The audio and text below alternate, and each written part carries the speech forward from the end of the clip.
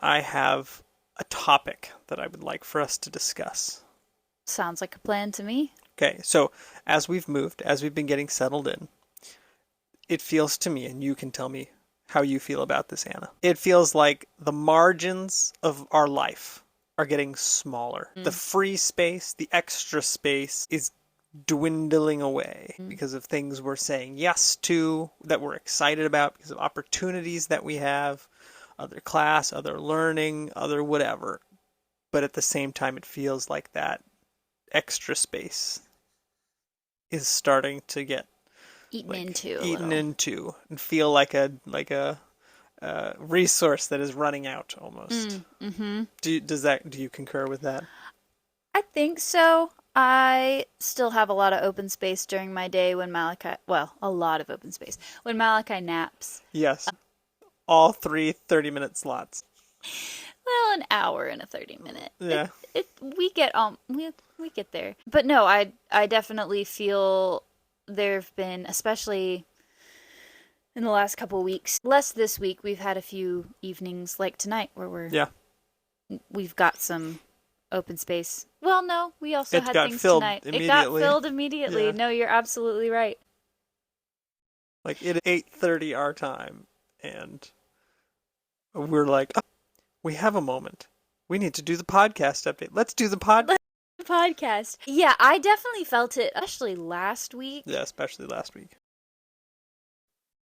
And yeah, and then half of the week prior, there was a lot of, all of my spare time was definitely poured into the things that I had said yes to. Yeah, even the evening times and Yeah. the nap times. And it was good stuff, and I Yep. enjoyed it. But no, I definitely felt like it was what I had said yes to, definitely highlighted what I was then having to say no to, Yeah. which for me was nap time. I did not get a nap for 2 weeks straight, Yep. and that's how I've been functioning, is I take a nap in the Uh-huh. afternoons. So we're still in the single child parenthood. Yep. Learning the new rhythms of being parents. Yeah, Yeah. Malachi's not quite sleeping through the night yet, but all of that long and drawn out explanation to say, yes, I do concur. Things do feel like they are building and stacking into our schedule. Why do you think life tends toward getting busy? Because we want to say yes to things. We want to Mm-hmm. we were made to do things. We weren't made Yeah. to just sit all the time. I think there's a reason God mandated a rest day. It's just the nature of life to pick up momentum, Yeah. and yeah, it's easier to say yes to everything instead of picking and choosing what you say yes to. Yeah. It's just the path of least resistance. That's my theory. Okay. Yeah. No, I think that's pretty good. I mean, looking back to Genesis, like man was made to continue to work the garden. So all the way back from the beginning, we were working, and then God work had was the good. seventh day of rest, and yeah, work was good. Yeah, And there's lots of things, good things to say yes to. I think additionally, and maybe I think this is something that affects a lot of people with vocational positions, like vocational ministry type positions, be that a pastor or someone who works in a church or someone who's a missionary, like a step into that line of work. And this is not just that. I mean, I feel like there's not a parent that I have talked to who does not express, wow, life is so busy and jam packed with kids going here and kids going there. Kids is another big function of it. But it's like, I mean, one, with the kids have things they need to do. And you have to be there helping them do it at first in every And stage. supervise or chauffeur. Or just, chauffeur and taking them places. And in vocational, it's like, you have a skill. We need your skill at this organization because we don't have anyone else who can do it. So everyone ends up wearing multiple hats. And at least where we are, it's a great opportunity. We have an incredible group of peers that are around us who really like hanging out together. and are like, yeah, let's go do this evening. Let's go do that this evening, you know. And I could have a thing to do with them that is regular every single evening of the week, I think. And that's just opportunity with people that I really enjoy being around. So it's like, why would I want to say yes to that? Right. Because it's people that I like, you know? And yeah, I see a lot of them in kind of the work and training environment. But what are they like in just the casual social environment? You know, I want to get to know them too. And Yeah. yeah, so there's good things that we want to know or experience, or that we feel like we have an ability to step in and provide, or that somebody just needs from us. Like there's all those factors that tend toward us saying yes and us having things to do. Is it a good thing, do you think, to be busy, to have things going on all the time? I don't think it's sustainable to go without a break because we were not designed that way. I also don't think it's healthy to just do and do and do without much thought to what you're saying yes to and what you're saying when it's passive or reactionary as opposed to intentional, prayed through, thought through choices. You're making the choice either way, but when it's a reactionary choice, you kind of can get bowled over, and then you don't have a grip on your life that you would if you know what you were saying yes to and why, and what you were saying no to and why. Yeah. I think it's very healthy to have that control, that it's a form of self-control, that busy without thought can be very detrimental to your soul and to your energy levels and your health and your overall well-being. But I think it also just comes down to that principle of Sabbath, that it's not a sit on your backside all day, one day a week, but it's choosing to not be busy one day a week. Yeah. That principle was put into the system that God designed from day 7. Yep. Yep. So I don't think it's sustainable.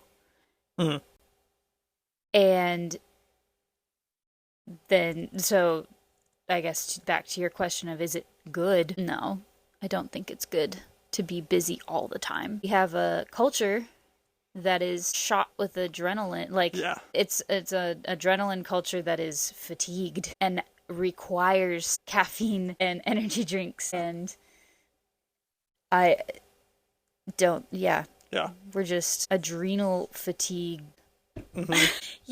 As a US culture, breaking that mold is also not easy. We're not, obviously, not doing a super job of it since it's piling up. But just on paper, that's my answer. No, I don't think it's good. Yeah. Do you think there are any good parts of it? Yes, we were made to do things. We were made to be in community. We were made to produce things and cultivate the earth and cultivate friendships and learn and grow and even have dominion over that principle of ruling implies effort and a full schedule, but the margin to be able to go spend some time alone. I think you might be getting it.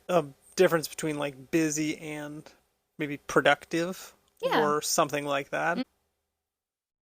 Yeah, I think that summarizes it pretty well. Well, because what we were talking about is all good things. Yes.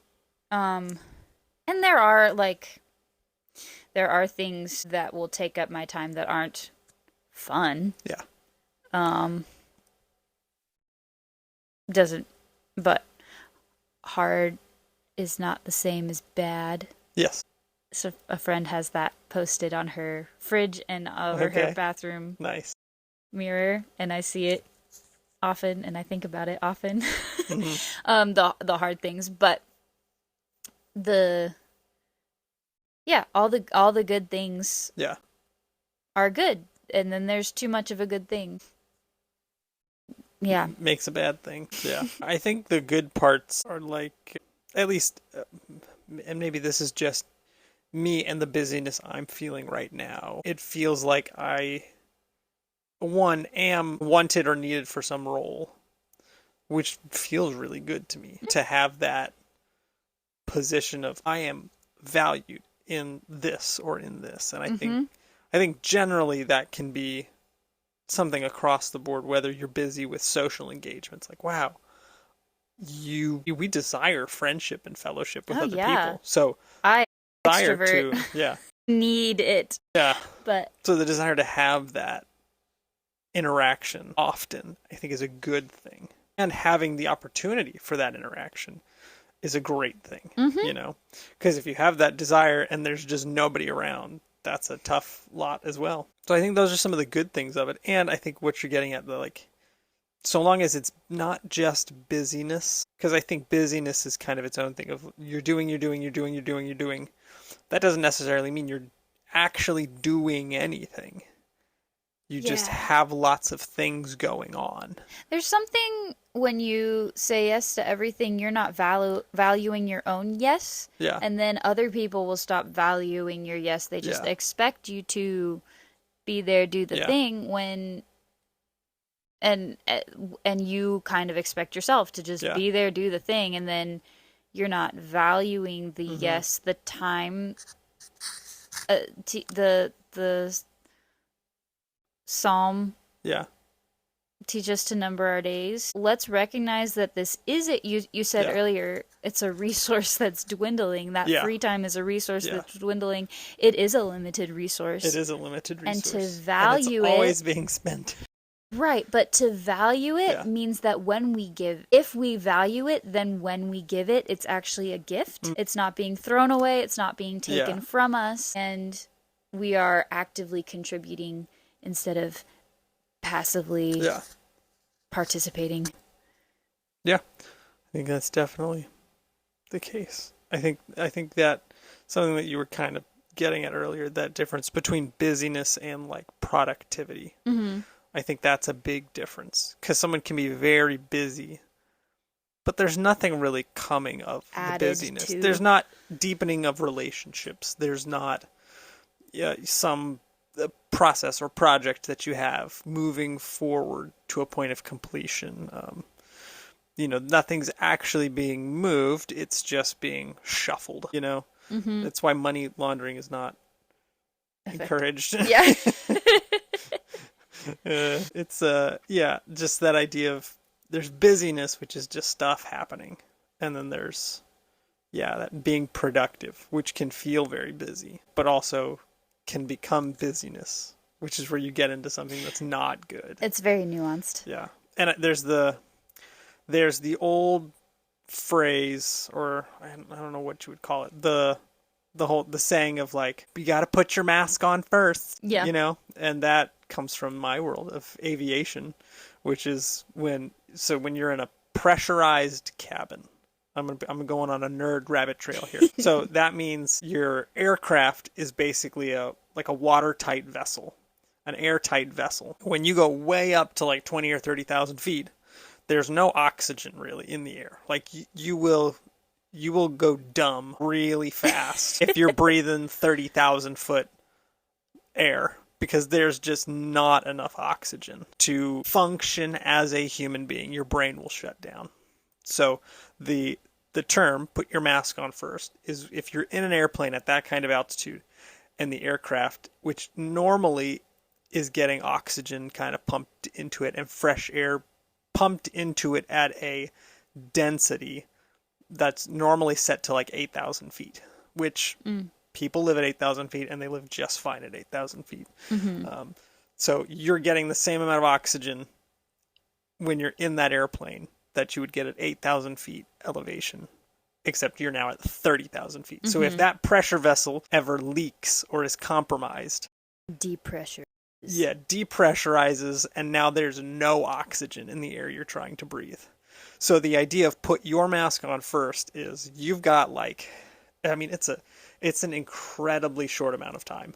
Like we're talking like 30 seconds or less, where if you do not have your mask on, you are going to be worthless because your brain will not function. And there's a great video by a channel called Smarter Every Day where he's in it's called a hypobaric chamber. When you say channel, you're talking YouTube. Yes, thank you for that clarification. A YouTube channel called Smarter Every Day, and he goes into a hypobaric chamber, which is where they suck out all the oxygen. And you see him doing like one of those children's shape sorter boxes where it's like, oh, put the square in the square hole and put the triangle in the triangle hole and the circle in the circle hole. Except he gets like 3 into it and then he can't do it. His brain just doesn't know which shapes go where. And his verbal responses start to be slurred and incoherent and he's just shutting down. His body is shutting down. But people often use that phrase of put your mask on first is like take care of yourself first. And there is a lot of truth to it. Like if you're in a community of people and you're just busy and busy and busy and busy and busy and busy, your ability to like effectively contribute is going to be reduced really fast. Where you're just a person appearing everywhere for a second and then disappearing. And it's kind of like that community has no value add because you are not actually there enough to have community, to bring your strengths, to bring the parts of you that community would need. Yeah. So, yeah, busyness versus productivity. I like that. How do you choose what to prioritize so that when many things want your attention, you know which things to give your attention to? Are you saying how do I choose or how do you as a general term? How do we do it? How do we do it? Well, we've established we haven't been doing a great job at just saying yes to, right? I mean... Yeah. We are feeling the squeeze right now. Right, but we've been having a number of conversations of like, what do we as a family need as far as time together? How many evenings a week do we need to set aside? Well, yeah, I think that's how we decide what... Let me hear the question one more time just to make sure I'm not... how do you choose what to prioritize when so many things want your attention? Well, I think there is the baseline structure set into place of, you know, God, family, and friends in that order, or God, self, and family. Like, I don't. However, remember. that breaks down. There's kind of a hierarchy of decisions. Right. I think it requires you to know where your values are. Yeah. And so we value our time together, one-on-one, and we value space to be together and to have fun, play silly games. So knowing that we value that, then we go from there. How do we protect that? What is it that we need to continue to foster more of that which we value? And then we also so that plays into how we decide, okay, if this whatever it is opportunity that comes up, if we say yes to that, let's recognize that we're saying no to an evening together at home. I think whenever I realize that your yes to something is saying no to something else, and then conversely, when you say no to something, you're actually saying yes to something else. Choosing what you say yes to makes saying no to things easier. It goes back to that reactionary versus intentional choices.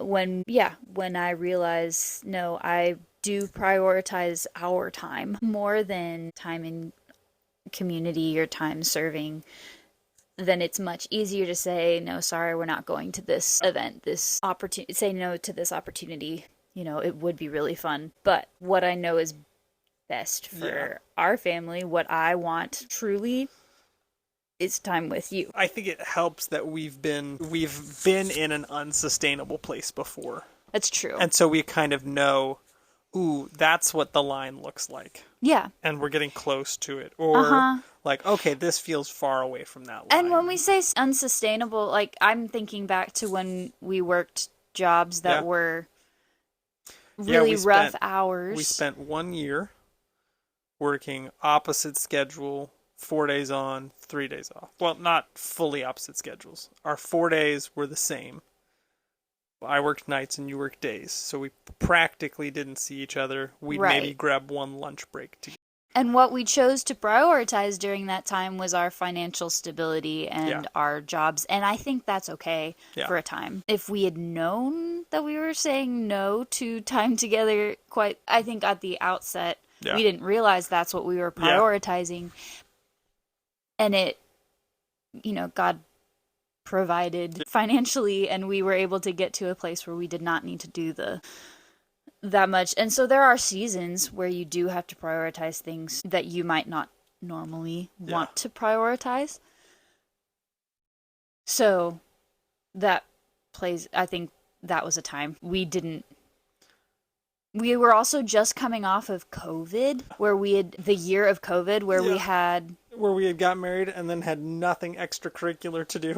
Right. And then we went into opposite schedules, and it was like a year before we were like, something has to change. A job has to change. Something has to change. And something did, and we are grateful for what we learned during that year. Yes, we are. So, yeah, it helps to have in mind, this is what unsustainable looks like. To have gotten to that point, and then you can really kind of judge where's the line of I feel like this is really sustainable, and where's the line of this is totally unsustainable, and just knowing how to kind of bounce between those and manage that time. Yeah. I have, and this is this topic of how do you choose what to prioritize when many things draw your attention is something I'm personally feeling a lot right now. There are several opportunities that I'm going to remain vague about intentionally that are before me, and I would like to read something that I think encompasses not just what I'm feeling now, but something I have felt in the past. Anna, you are going to know what this is. It is by an author named Robert Frost. It is his poem, The Road Not Taken, and I would like to read it if you're okay with that, Anna. Mm-hmm. Okay. You can't quote it? I pulled it up intentionally. I think I could get very close, but I wanted to make it very nice and semi-cinematic for the podcast. And I just ruined it for you. Yeah, I didn't think that would go well if I was just off the top of my head. And I'm like, okay. Yeah. So. No, I think this is a good choice. All right. Read it for us. Robert Frost's The Road Not Taken. 2 roads diverged in a yellow wood, and sorry I could not travel both. And being one traveler, long I stood, and looked down one as far as I could to where it bent in the undergrowth. Then took the other, as just as fair, and having perhaps the better claim, because it was grassy and wanted wear. Though, as for that, the passing there had worn them really about the same. And both that morning equally lay in leaves no step had trodden black. Oh, I kept the first for another day, yet knowing how way leads on to way, I doubted if I should ever come back. I shall be telling this with a sigh, somewhere ages and ages hence. 2 roads diverged in a wood, and I took the one less traveled by, and that has made all the difference. I really like that poem. It depicts a man looking down 2 roads, saying, which one do I choose? I know that I'll never come back to this. Whichever one of these I choose is the one I'm going to be with for the rest of my life. And just because of how life works, I don't have the time, I don't have the energy, I don't have the ability to explore both of these roads as far as I want to explore them. And that is a thing that I feel like contributes the most to my tendency for busyness, is just a curiosity, a desire to learn, a desire to know about so many things. I have like too many interests, and not enough actual time and energy in life to explore the interests that I have. And yeah, I'm feeling like there's going to be a decision I'm going to be making fairly soon. That's one of those road diverge kind of things. And it's tough looking down both. Like, I see so many interesting things down that road. Oh, but if I look down the other one, I see so many interesting things down that one too. Like, I can't have both of them. And there's a part of me that's sad that I can't have both of them. Yeah. And I think my desire to avoid that sadness can lead me to a busyness. Either because I don't want to think about it, so I just want to fill my time and not think about that I won't be able to experience all of it. Or just my, like, no, I will experience both. I don't care what they say, you know. Yeah, I think that is why my last question, which I think I already answered for myself, but I'll ask you, Anna. Why do you think we feel anxiety about the many things we could do? That is, yeah, a really deep question. I mean, my first response is FOMO. Like, Yeah, we don't want to miss out. We Yeah. would love to have it all. We also don't want to choose the wrong thing and be disappointed. Yep. I have for so long lived in fear of regret and it's played out in a very weird way. You'd think like, Yeah. oh, you know, YOLO, let's just live hard. No, I was so afraid I was going to regret a choice or a failure yeah, that was going to live with me forever. So I have been very careful in Yeah. so many things and avoided things so I didn't regret it. So I think there's a lot of that at least for me plays into the anxiousness of there's so many things I could do. How do you know what is best? Another thing for me is the shoulds. When I come at life thinking there is one way and one way only, and Yeah. I need to be told that way or figure that way out, but I don't Yeah. get as much of a say. Like I would, you tell me a lot. Life isn't Dance Dance Revolution. yeah, Just that idea of these specific steps in this specific sequence is the only way to live a life that is good and Yeah. pleasing. We are given agency and our choices add value. yeah, The freedom to make the choice adds value to Yeah. the choice. I just keep thinking about what we do and how we make decisions is what we are assigning value to. And so we don't want to miss the mark and Yeah. assign value to the wrong thing. Yeah. At least I don't. So the idea of there's so many things that I should be doing that Yeah. I'm not means I'm failing, or so many things I could be doing that I can't pick which one because I might make the wrong choice. That's very paralyzing. And then there's that concept of what is it? Choice paralysis? yeah. You just- Decision paralysis. Decision something like that. paralysis? Yeah, that's what it is. You're The tyranny of choice, I think, is what it's called. Is it really? Interesting. Yeah. Okay, I'm gonna do it again. Read the question. Why do we feel anxiety about the many things we could do? And that being like, oh, I have 4 options of things to do this weekend. I don't know how to pick one. Yeah, no, that's a very common Yeah, it's a common theme. Yeah, we want to meet everyone's expectations. We don't Yeah. want to disappoint, and so we're focused on. It depends on what we focus on, I Yeah. think. If we're focused on people pleasing, which I am a lot of times, you can't meet everybody's desires all the time, because Yeah. if 2 people want you to come over for lunch, you can't go to both people's houses, so Yeah. you're going to disappoint somebody. Yeah, you don't want to disappoint. You don't want to disappoint people, and then if it's a fixation on the decision itself, on the things themselves, then you worry like which is the right one, and then you're sad that you didn't choose that you can't Yeah. do the others, which I think is another reason why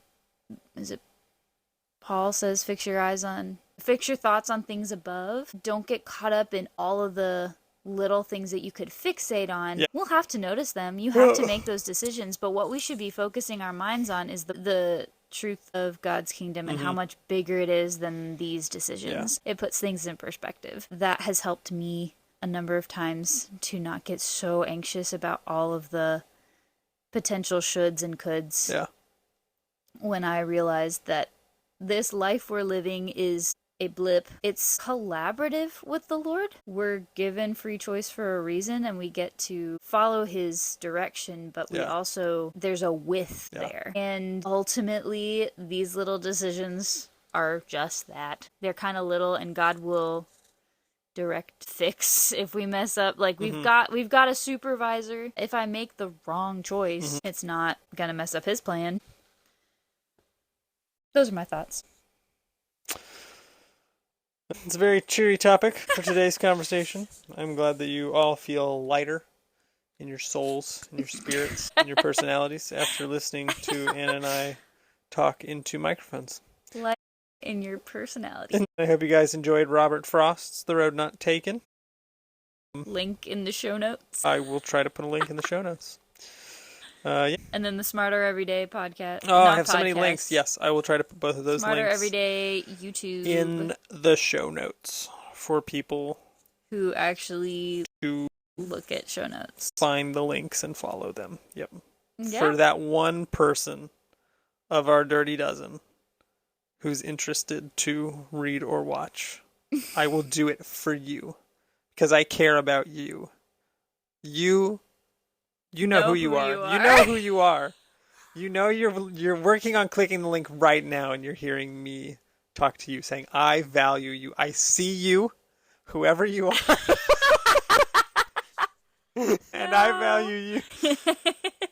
All right. Well, I look forward to the next time. When we can report. You get to hear us talk to you through your car speaker or headphone or mobile device or whatever. And hopefully we can report that we have a little more margin. Yes. Than we do. Yep. All right. Signing off.